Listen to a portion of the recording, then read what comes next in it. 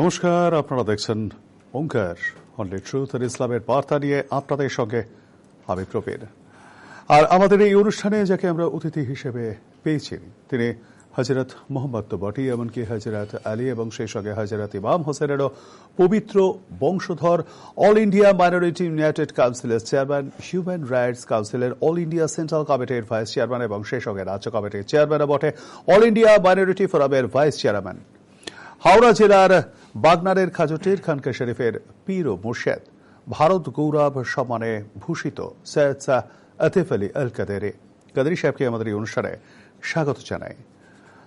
কাদেরি সাহেব কলকাতার ধর্মতলার মাঠে হিন্দু জাগরণ মঞ্চের তরফে এক সভার আয়োজন করা হয়েছিল। ওই সভায় সাধ্বী সরস্বতী নামে একজন বক্তা তার বক্তব্যে বলেন যে প্রত্যেক হিন্দু ধর্মের মানুষকে দামি দামি মোবাইল কেনার পরিবর্তে তলোয়ার কিনতে হবে। সংখ্যালঘুদের মোকাবিলার করবার উদ্দেশ্যেই এই তলোয়ারের প্রয়োজন বলে তিনি মন্তব্য করেন। এরপর অর্থাৎ তার এই বক্তব্যের প্রেক্ষিতে বেশ কিছু মুসলিম সংগঠনের পক্ষ থেকে জানানো হয়েছে যে মুসলিমরাও যেন আত্মরক্ষার্থে তলোয়ার রাখে এবং তার অনুমতিও যেন সংশ্লিষ্ট জায়গা থেকে পায়। প্রশ্ন হচ্ছে, আপনি যেহেতু হযরত মোহাম্মদের বংশধর, আপনার ধর্মের মানুষের উদ্দেশ্যে আপনি কি বার্তা দিতে চাইছেন? সমস্ত ভিউয়ার্সকে আমার আন্তরিক আদাব ও দোয়া জানিয়ে বক্তব্য শুরু করছি। যেটা আপনি বললেন যে সাধ্বী সরস্বতী উনি কোনো বক্তব্যে বলেন যে, এটা আমিও শুনেছি আগে, যে হিন্দু ধর্মের মানুষরা দামি দামি মোবাইল কিনতে পারছে অথচ কেন তারা তলোয়ার কিনছে না। ওনার মূল বক্তব্য হচ্ছে যে তলোয়ার দিয়ে সংখ্যালঘু সম্প্রদায়ের মানুষের মোকাবেলা করা বা আত্মরক্ষা যাই হোক না কেন। এখন দেখুন, আত্মরক্ষার জন্য আপনি নিজের সেলফ ডিফেন্সের জন্য আপনি যে কোনো অস্ত্র ব্যবহার করতে পারেন, যদি সেটা লাইসেন্স রিকোয়ারমেন্ট না হয়। যদি আপনার লাইসেন্স না লাগে তাহলে লাইসেন্স লাগবে না, আর যদি সেটা লাইসেন্সড ওয়েপেন হতে হবে, যদি সেটা লাইসেন্সওয়ালা হাতিয়ার হয় তাহলে তার জন্য আপনাকে তার ডিপার্টমেন্ট থেকে আপনাকে লাইসেন্সের অ্যাপ্লাই করে আপনাকে লাইসেন্স নিতে হবে। এটা যে কোনো ধর্মের মানুষ নিতে পারে, যে কোনো ক্যাটাগরির মানুষ নিতে পারে, সেটা নিজের আত্মরক্ষার জন্য। এবারে বিষয়টা হচ্ছে যে ওনার যে বলার বক্তব্য সেটার মধ্যে কিন্তু কিছুটা নেগেটিভ গন্ধ কিন্তু আছে, কিছুটা একটু উদ্দেশ্যটা যেন খুব একটা ভালো মনে হচ্ছে না। আপনিও বুঝতে পারছেন নিশ্চয়ই, এবং উনি প্রকাশ্যে সমাবেশে বলেছেন, তো স্বাভাবিকভাবে ব্যাপারটা পরিষ্কারভাবে উঠে আসছে যে এই যে অস্ত্র কেনো, তোমরা অস্ত্র কেনো, তোমরা দামি দামি মোবাইল ইউজ করছো, তোমরা কেন তলোয়ার কিনতে পারছো না, এই কথাটা একটা হাজার হাজার লক্ষ লক্ষ মানুষের সমাবেশে বলা মানে মানুষকে কিন্তু উত্তপ্ত করা। এবং এই ধরনের বক্তব্য শোনার পর তারা যে যার এলাকায় ফিরে গিয়ে তারাও কিন্তু কিছু না কিছু একটা ওরকম কিছু উত্তেজনামূলক করেই ফেলতে পারে, সেই দায়টা কিন্তু ওনাকে নিতে হবে। 2 নম্বর কথা হচ্ছে যে ওনার বক্তব্যের পরিপ্রেক্ষিতে কিছু মুসলিম সংগঠনের তরফ থেকে যেটা আপনি বললেন যে ওনারাও ঘোষণা করেছেন যে না, মুসলিমদেরকেও আত্মরক্ষার জন্য অস্ত্রশস্ত্র রাখা দরকার। সেটা ঠিক আছে, আত্মরক্ষার জন্য, নিজের সেলফ ডিফেন্সের জন্য মুসলিম কেন, যে কোনো ধর্মের মানুষ যে কোনো ক্যাটাগরির ওয়েপেন ইউজ করতে পারে, সেটা as per the rules of our government. দেশের আইন মোতাবেক, দেশের সংবিধান মোতাবেক দেশের ইনভেস্টিগেশন হবে আপনি সেই হাতিয়ার রাখার উপযুক্ত কিনা, তারপরে আপনি যদি উপযুক্ত হন আপনাকে হাতিয়ার ডিপার্টমেন্ট দেবে, সেটা আলাদা জিনিস। কিন্তু এক ধর্ম অস্ত্র নেবে অন্য একটা ধর্মের উপরে হামলা করার জন্য, এই জায়গাটা কিন্তু সভ্য সমাজ কিন্তু মেনে নেবে না। উনি যদি এই অর্থে কিছু বলে থাকেন তাহলে কিন্তু ওনার, আমার মনে হয়, ক্ষমা চাওয়া উচিত। ওনার বিরুদ্ধে কিন্তু ব্যবস্থা নেওয়া দরকার ডিপার্টমেন্টকে। তার কারণ আমি আমার আত্মরক্ষার জন্য অস্ত্র নেব সেটা আলাদা জিনিস, কেউ আমার প্রতি হামলা করতে এলে আমি নিজেকে যেন বাঁচাতে পারি। আর একটা হচ্ছে আমি অস্ত্র নেব অপরের ক্ষতি করার জন্য, সেটা কিন্তু একটা টাইপ অফ ক্রাইম হয়ে গেল। এটা কিন্তু একটা অসামাজিক কাজ এবং ধর্মবিরোধী, আইন বিরোধী, সমাজ বিরোধী সমস্ত ভাবেই। তাহলে সেই ক্যাটাগরির জিনিস আমি কিভাবে প্রকাশ্যে সমাবেশে বলি, মানুষকে উত্তপ্ত করছি, মানুষকে আমি আরো বেশি বেশি এক্সাইটেড করছি ব্যাপারে। আর এর পরিপ্রেক্ষিতে মুসলিম সম্প্রদায়ের তরফ থেকে যেটা বলা হয়েছে যে আত্মরক্ষার জন্য অস্ত্র রাখা, আত্মরক্ষার জন্য যে কোনো ধর্মের মানুষ অস্ত্র রাখতে পারে, কিন্তু যদি মুসলিমরাও যদি কথা বলে থাকেন যে কাউকে অ্যাটাক করার জন্য, সেটাও কিন্তু ভালো নয়, সেটাকেও আমি সমর্থন করব না। যেই করুক না কেন ভুলটাকে তো আমাকে ভুল বলতেই হবে। আর একটা ইম্পর্টেন্ট বিষয় হচ্ছে যে আমাদের একটা জিনিস বুঝতে হবে, বিশেষ করে মুসলমানদের এবং অন্য ধর্মীয়কেও এটা বোঝা দরকার যে মুসলমানদের বিরুদ্ধে অস্ত্র ধরার যে একটা প্রবণতা, এটা কিন্তু কোনো প্রয়োজন নেই। তার কারণ আমরা মুসলমানরা যদি একটু নিজেকে প্রপার ওয়েতে যদি আমি ডিসক্রাইব করতে পারি, যদি আমি বোঝাতে পারি মানুষকে যে ইসলাম ধর্মের প্রবর্তক হযরত মুহাম্মদ সাল্লাল্লাহু আলাইহি ওয়াসাল্লাম, উনার যদি জীবনী আপনি একটু দেখেন যে উনি রাস্তা দিয়ে যাচ্ছেন, উনি রাস্তা দিয়ে যেতেন, একটা রুট ছিল, উনার গায়ে কুড়া ফেলা হতো, নোংরা আবর্জনা ফেলা হতো, কোনো কারণবশত রেগুলার বেসিসে উনার গায়ে ফেলা হতো, কোনো কারণবশত উনি সেই রুট দিয়ে ওই দিনে গেলেন না, সেই রাস্তা দিয়ে উনি গেলেন না, তো ওনার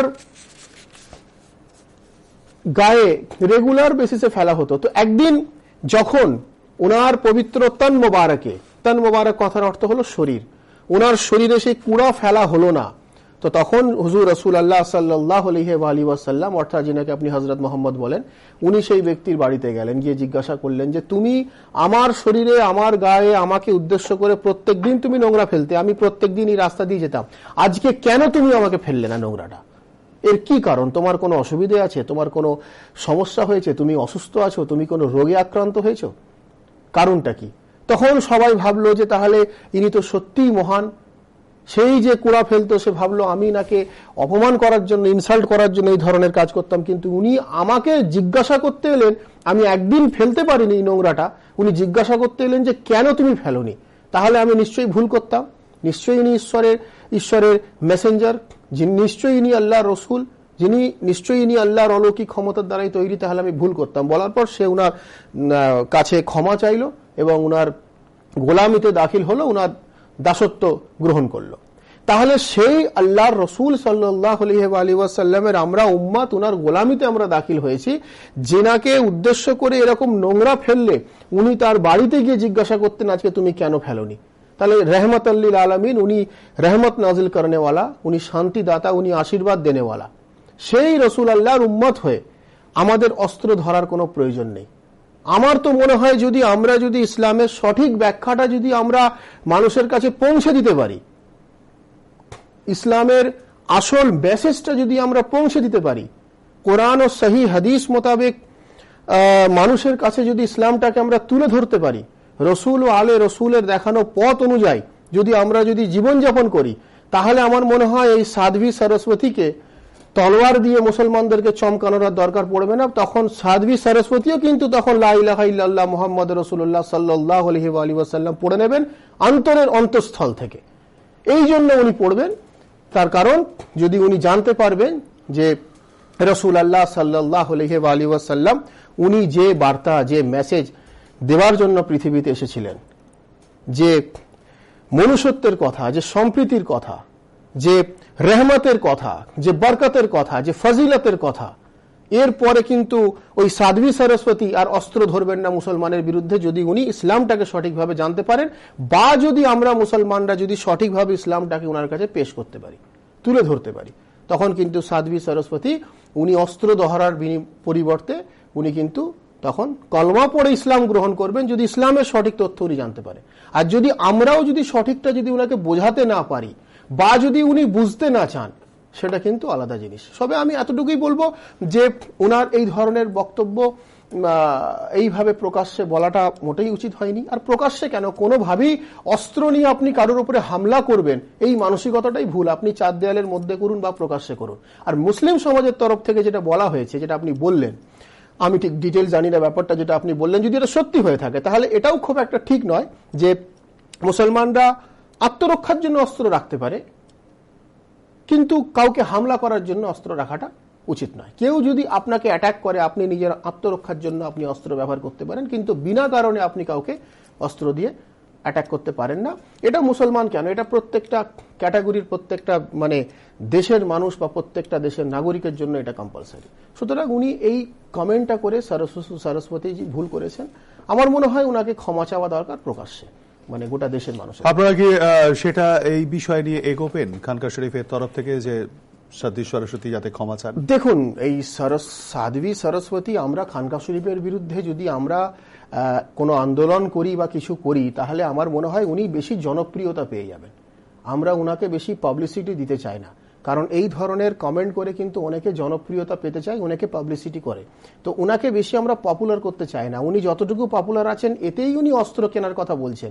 এরপরে খানকা শরীফের মতো একটা সংগঠন যদি উনার বিরুদ্ধে রুখে দাঁড়ায়, উনি আরো বেশি জনপ্রিয় হয়ে গেলে উনি তখন AK-47 নিয়ে ঘুরবেন, তখন কিন্তু একটা বিপদ ঘটে যাবে। কাজেই আমরা ভুলটাকে নিন্দা করব, অন্যায়ের বিরুদ্ধে রুখে দাঁড়াবো, ন্যায়ের পক্ষে থাকবো। কেউ যদি ভুল করে সেটাকে আমরা প্রতিবাদ করব। তবে প্রত্যেকটা জিনিস ওইভাবে রাস্তায় নেবে প্রতিবাদ করা যায় না। আপনার যে চ্যানেল, এই যে ইসলামের বার্তা অনুষ্ঠান আপনারা করছেন, এখানে যে আমরা আলোচনা করছি এবং এখানে বসে আমরা নিন্দা করছি ঘটনাটাকে, এটাও কিন্তু কিছু কম নয়। ওঙ্কার একটা স্যাটেলাইট চ্যানেল, একটা এত বড় চ্যানেলে বসে যে আমরা আলাপ আলোচনা করছি এবং এই অনুষ্ঠানটা জাতি ধর্ম নির্বিশেষে বহু মানুষ দেখেন।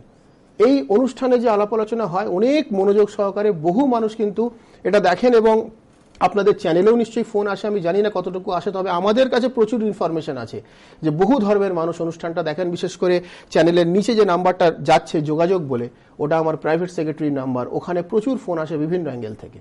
তো এটাও কিন্তু কিছু কম নয়, এটাও একটা প্রতিবাদের অনেক বড় একটা কিন্তু মানে প্ল্যাটফর্ম। তো যাই হোক, আল্লাহ যেন হেদায়েত করেন। আপনি আল্লাহ, ভগবান, ঈশ্বর যে নামে ওনাকে ডাকুন না কেন, উনি যেন মানুষকে হেদায়েত করেন, শুধু এতটুকুই বলবো। চলে যাব পরের প্রশ্নে। গত কয়েকদিন আগে একটি সিনেমায় দেখা গেছে, তার একটি দৃশ্যে, ওই সিনেমার একটি সিনে দেখা গেছে বলিউড স্টার সলমান খান তিনি পাকিস্তানের পতাকা উড়িয়েছেন।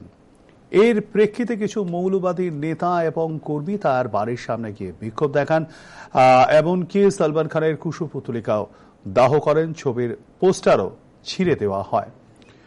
অনেকেরই দাবি, যেহেতু সলমান মুসলিম, তাই অন্য কোনো দেশ নয়, প্রতিবেশী দেশ এই পাকিস্তান তাদের পতাকায় উড়িয়েছেন তিনি। আপনি যেহেতু একজন মুসলিম ধর্মগুরু এবং এই দেশের একজন বিশিষ্ট নাগরিকও বটে, বিষয়টিকে কিভাবে দেখছেন কাদরী সাহেব? দেখুন, সলমান খান কোন মুভিতে কি পতাকা উড়িয়েছে না উড়িয়েছে ব্যাপারে আমার কিছুই জানা নেই।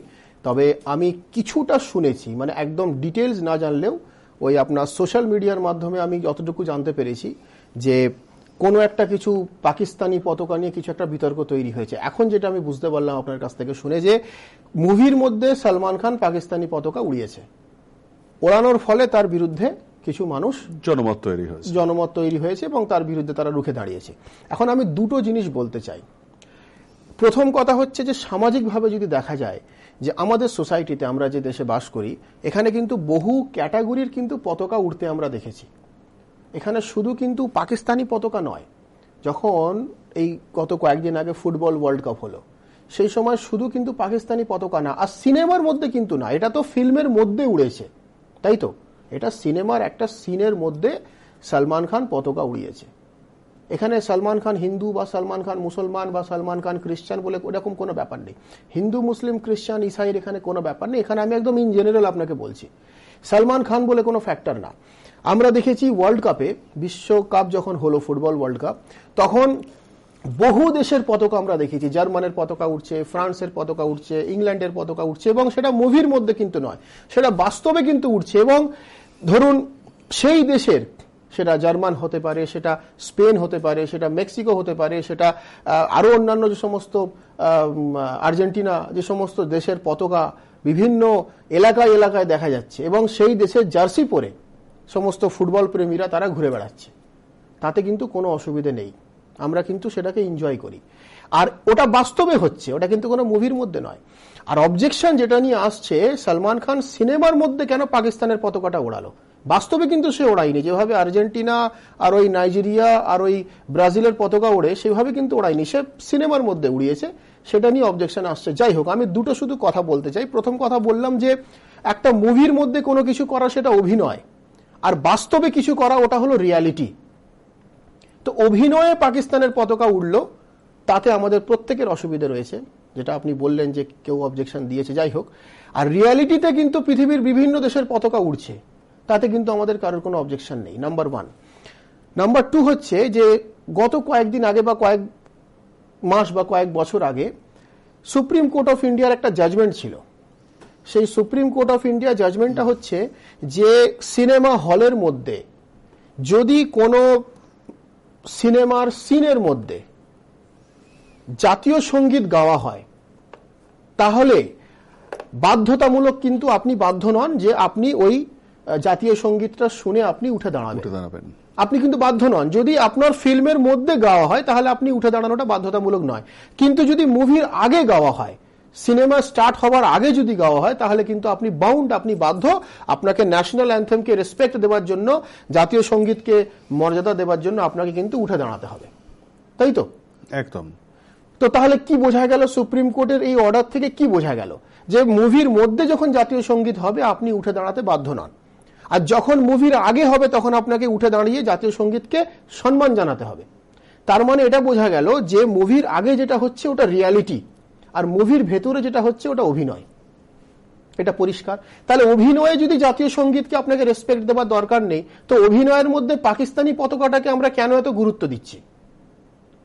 আমার বক্তব্য হচ্ছে এই জায়গাটাতে, অভিনয় যখন জাতীয় সঙ্গীতকেও রেসপেক্ট দেওয়ার দরকার নেই, সুপ্রিম কোর্ট অফ ইন্ডিয়ার জাজমেন্ট আছে, তাহলে অভিনয় পাকিস্তানি পতাকা উড়াচ্ছে, ইন্ডিয়ার পতাকা উড়ুক, পাকিস্তানের পতাকা উড়ুক, আমেরিকার পতাকা উড়ুক, বাংলাদেশের পতাকা উড়ুক, চায়নার পতাকা উড়ুক, যাই পতাকা উড়ুক না কেন, তাহলে আমরা সেটাকে কেন গুরুত্ব দেবো? কারণ ওটা অভিনয়।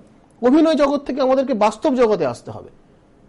তারা পয়সার জন্য, অভিনেতা অভিনেত্রীরা মানুষকে এন্টারটেইন করছে, তো তাদের এন্টারটেইন করাটাকে নিয়ে আমরা রিয়েল লাইফে এত বেশি সিরিয়াস হবার তো আমাদের কোনো প্রয়োজন নেই। যদি পাকিস্তানের পতাকা সালমান খানের বাড়ির ছাদে উঠতো, বা রিয়েলি বাস্তবে সালমান খান পাকিস্তানের পতাকা তুলতো, তখন আমরা গোটা দেশের মানুষ কিন্তু তার বিরুদ্ধে বলতাম, কিন্তু তা কিন্তু নয়।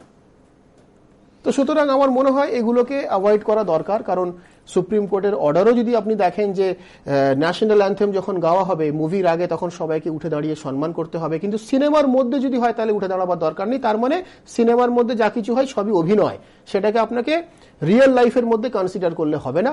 আর সালমান খানের এই পতাকা ওড়ানোটাকে আমরা কিভাবে তাহলে রিয়েল লাইফের মধ্যে কনসিডার করবো? কাজেই মানুষ আমাদের প্রত্যেককে সচেতন হতে হবে, আর এইরকম ধরনের চিন্তাভাবনা রাখা উচিত নয়। আমার মনে হয় যে আমাদের চিন্তা ভাবনা যদি ডেভেলপ হয় তাহলে আমাদের দেশে সম্প্রীতি, আমাদের দেশে আরো বেশি বেশি করে সৌভ্রাতৃত্ব এবং হিন্দু মুসলিম দুটো সম্প্রদায়ের কথা বেশি করে এই জন্য বলবো, কারণ হিন্দু মুসলিম দুটো সম্প্রদায়ের মানুষই কিন্তু আমাদের দেশে বেশি। শিখ ইসাই কত? শিখ ইসাইর সংখ্যা অনেক কম। তো মূলত হিন্দু ভাই এবং মুসলিম ভাই মানে দুটো ধর্মের মানুষের কিন্তু বেশি সংখ্যায় আমরা। তো এই দুটো ধর্মের মানুষের মধ্যে যদি ভালোবাসা সম্প্রীতি বজায় রাখতে হয়, তাহলে এই ধরনের ছোট ছোট জিনিসগুলোকে আমাদেরকে কিন্তু অ্যাভয়েড করতে হবে। আর যদি এগুলো আমরা অ্যাভয়েড করতে না পারি, এইগুলোকে যদি ধরে নিই, প্রবলেম বলে কনসিডার করি, তাহলে কিন্তু প্রত্যেক দিন কিছু না কিছু আমাদের মধ্যে সমস্যা লেগেই থাকবে। আর দেশকে কিন্তু ভেতর থেকে দুর্বল করে দেয় সাম্প্রদায়িক অশান্তি। আর এই সাম্প্রদায়িক অশান্তি থেকে আমাদের, এটা একটা রোগ, এই রোগ থেকে আমাদের দেশকে রোগমুক্ত করতে গেলে আমাদের দরকার সাম্প্রদায়িক সম্প্রীতি। তো সম্প্রীতি কিভাবে বজায় থাকবে যদি ছোট ছোট জিনিস নিয়ে আমরা লড়তে থাকি? তো আমি একটা ধর্মীয় ব্যক্তি হিসাবে এতটুকুই বলবো যে আল্লাহ তাবারক ওয়া তাআলা উনি যেন সবাইকে হেদায়েত করেন। আপনি ঈশ্বর ভগবান যে নামে ওনাকে ডাকুন, উনি যেন মানুষকে সিরাতুল মুস্তাকিমের পথ দেখান, সঠিক পথ দেখান, যাতে করে আমরা সমস্ত দিক থেকে যেন সমস্যা মুক্তভাবে জীবনযাপন করতে পারি, আমরা যেন সঠিকভাবে সিধা রাস্তাটা যেন আমরা পাই, যে যে ধর্ম থেকেই আমরা হই না কেন। একদমই তাই। চলে যাব পরের প্রশ্নে। বিশিষ্ট অভিনেতা নাসিরউদ্দিন শাহ মাত্র কয়েকদিন আগেই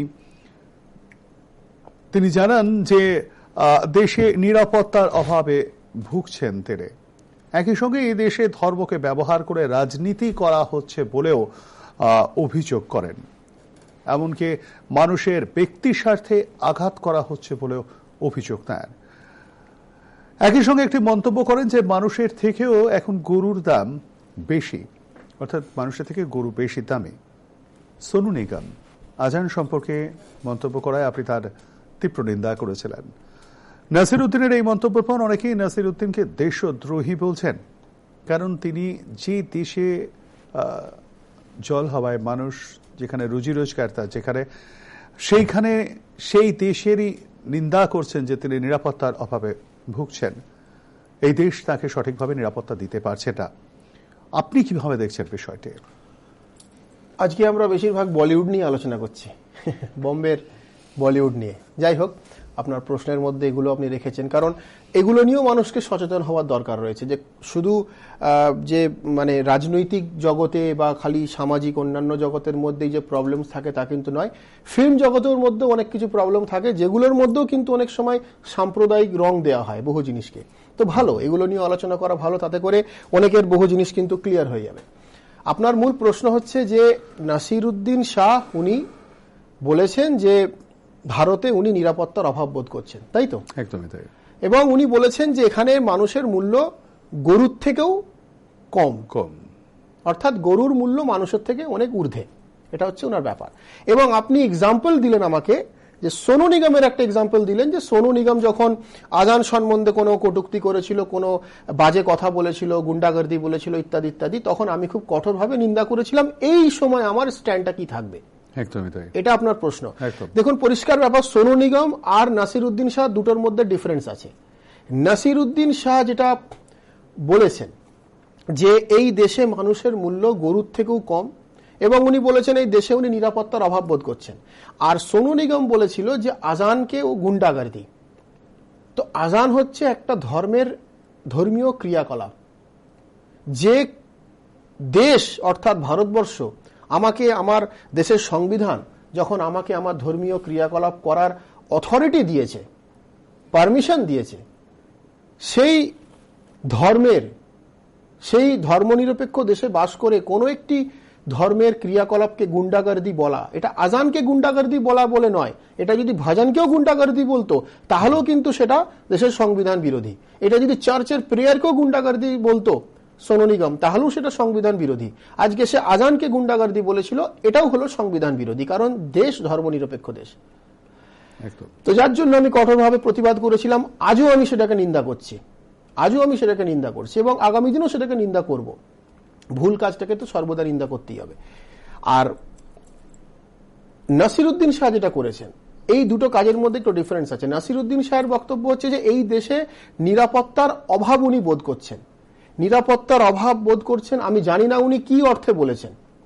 আমি যতটুকু বুঝতে পারছি আপনার কোয়েশ্চেন থেকে, যে অনেক সময় আমরা দেখছি যে এই দেশে ধর্মের নামে মানুষকে টর্চার করা হচ্ছে। আপনি যদি বিগত 5-7 মাস বা দু 3 বছরের ইতিহাস আপনি যদি খুলে দেখেন, ভারতবর্ষব্যাপী চারিদিকে সমস্ত জায়গায়, সেখানে আপনি দেখুন ঘর ওয়াপসির নামে টর্চার করা হচ্ছে কিনা? একদম ধর্মকে ইউটিলাইজ করা হচ্ছে, তাই তো?